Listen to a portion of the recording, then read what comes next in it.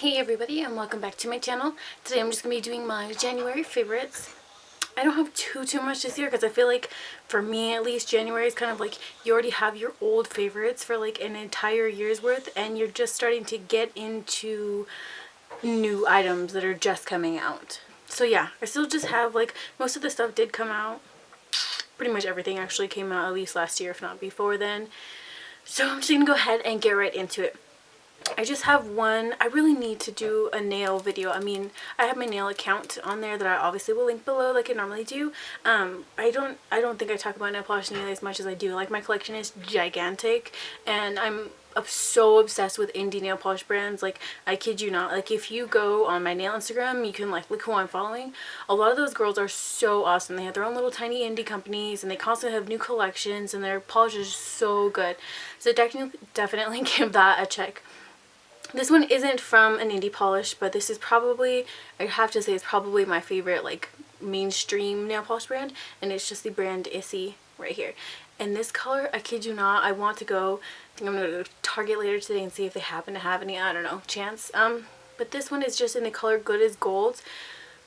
I kid you not, this is literally like liquid gold. It's so foil. Like, you have to be careful when you're doing the coat of it just to make sure that it gets very like even, because otherwise you might be able to see some of the lines in it, but it's so good. I did put a picture wearing this up on my nail account.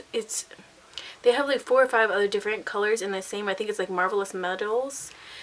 Oh, if you can find these, go get these. I mean, if you like foiled nails at all, I'm obsessed, but those are so pretty. And Essie is really good for drying quickly and lasting as well, just in case you don't know that. Beauty wise, I have 2 mascaras that I've been loving this month that I have not used before. I kind of wanted to do like a first impressions, but I feel like with that I needed to give it more time. I started off using the Eyeko London Black Magic Mascara. I picked this one up with like the brow gel, which I have not tried yet, over at Sephora. I was using this on top and bottom for like a week, and I didn't like it on top. I have long lashes already, but I really want I like my mascaras to be more voluminous, but for some strange reason this works wonders on my bottom lashes. Like, I have it on today. I don't have any other eye makeup on other than mascara, but it just separates them so beautifully and accentuates any long gates, like your lashes on the bottom. So this is awesome. So I use this as a bottom lash mascara. The wand is kind of, sorry, wow, you can't see that at all.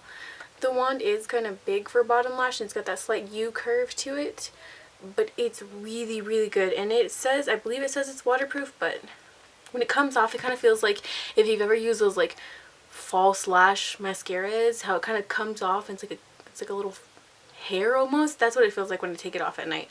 And then for the bottom lashes, I've been using the Kat Von D, I think it's the, good gracious, they make this so tiny, Immortal lash. This is crazy.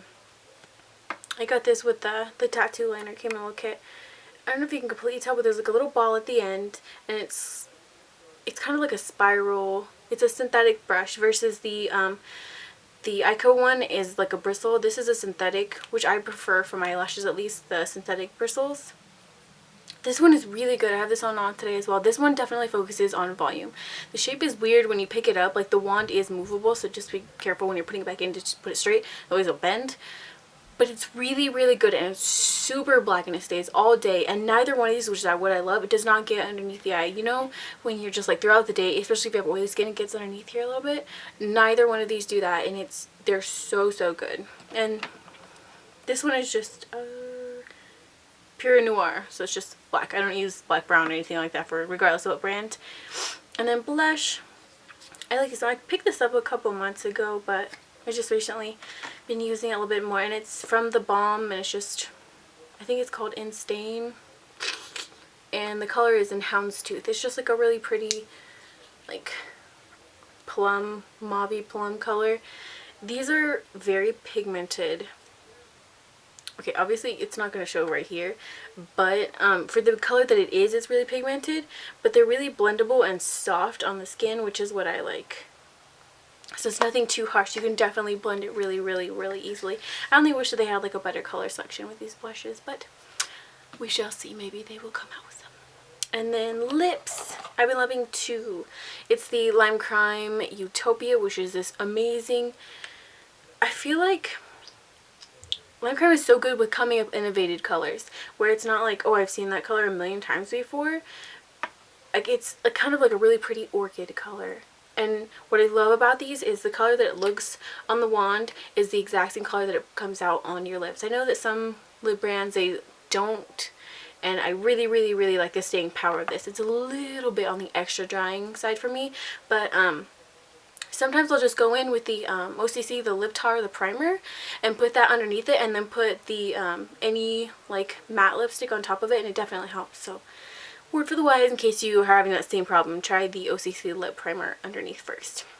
And the second one, which is what I have on right now, is just the Dose of Colors, and this one is in the shade Pinky Promise. It's like the most amazing hot pink, just good all over. It's so pretty. Oh, it makes your teeth look white. So yeah, anyway, those are so good. I think that if I would have to compare the two, like formula wise, I'd say the Dose of Colors is a little bit more moisturizing, even though it does dry to that matte finish. I don't feel like my lips get as dry feeling as quickly, but staying power, they both are excellent, like top notch, definitely. And for eyeshadows, I've been finding myself reaching for these a lot more lately. Pretty much everything Makeup Geek this month for the most part, and it's just the foiled shadows from them.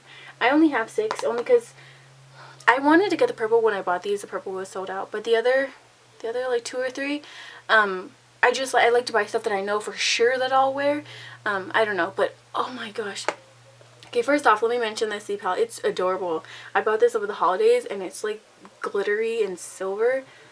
So cute. So I can't wait to fill this bad boy up with some more Makeup Geek ones. And did you see her video? Marlena was talking about the new foil shadows will be coming out in like April. She said those colors look so pretty. I can't even, like, that might be one of those sets where I buy the complete thing because it's so pretty. And those, honest to goodness, are so pigmented, and they have like almost this like glittery effect to the foiled, which just adds so much extra dimension, and they're so creamy and so blendable. I don't even need to swatch them because I know you've probably seen them on like 20 other people's, but it's super good. And then the last two things, like I said, just short, not too much this month. I've been loving this candle from Bath and Body Works, and it's just the Lilac Blossom. I got the mason jar because I never saw the 3-wick one, but this is, I love this because I feel like some lilac scents can be kind of overpowering, and this one is very light and relaxing. Like at the end of the day, I feel like you're kind of like wanting to de-stress. This scent is super light, so it's nothing overpowering. So if you're not like, oh, I don't normally like lilac, I would smell this one because it's pretty shockingly like just very floral and light, but slightly sweet. Oh, and it makes like all the Bath and Body candles make everything smell good, but this, take a bath and just put this, and it's awesome. And lastly, okay, there's a backstory, which is part of the reason I love this so much. Firstly, it's just, this is from Teavana. It's just one of their teas. It wouldn't be a monthly favorite if it didn't involve tea, for me at least. This one I found like 2 weeks ago, I want to say, and it's the Berry Kiwi Colada. I don't know if I'll be able to like get the camera to show it, but if you've never been to Teavana or heard about it, I believe they do sell all their teas online as well, and I'll link that below if they do that on the website. If you can see like in there at all, it's just like a bunch of pieces of what's in your tea to like add that flavor. So this one just has like pieces of like coconut, mango, kiwi. Oh, it's so good. Okay, now for the backstory.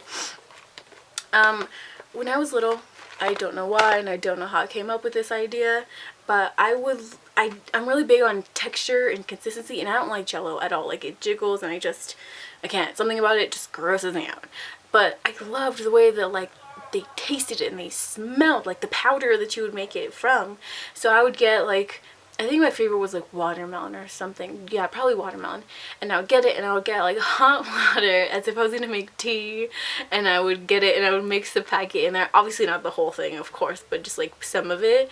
And I would drink it like that because it tasted just like the Jello would when I smelled it, and it smelled so good, and I was a weird kid. But that's what I did. And then Teavana actually started making their teas hot now, or sorry, they started making them for you now. So you can either buy the loose loose leaf type things, just like what I showed you, or you can actually have them prepared for you, which is super awesome. So you can kind of try it right then and there. That's what I did with that one, because I wasn't entirely sure about it, so I tried it, and as soon as I smelled it, I was like, that smells so familiar. And I couldn't figure out what it was, and I was like, it's one of those things in the back of your mind, like from childhood, you're like, something's familiar. And I finally figured it out, and I was like, and so I was so excited, and I drank the rest of it that day. And then the next week I went in and I bought some. The amount that they normally sell them by, like, it's by the ounce, so the amount that I bought of that one was like $10. I think it gets you like 10 cups or something like that. I don't know, it depends on how strong or not that you want it, but their teas are so good. Like I said, I'll definitely link their site below, so if you're a tea connoisseur like myself, you can go and check that out. Alrighty, I think that's actually pretty much it for this month, so I will see you all in my next video, and I hope you all have an awesome day. Alright, thank you so much for watching. Bye.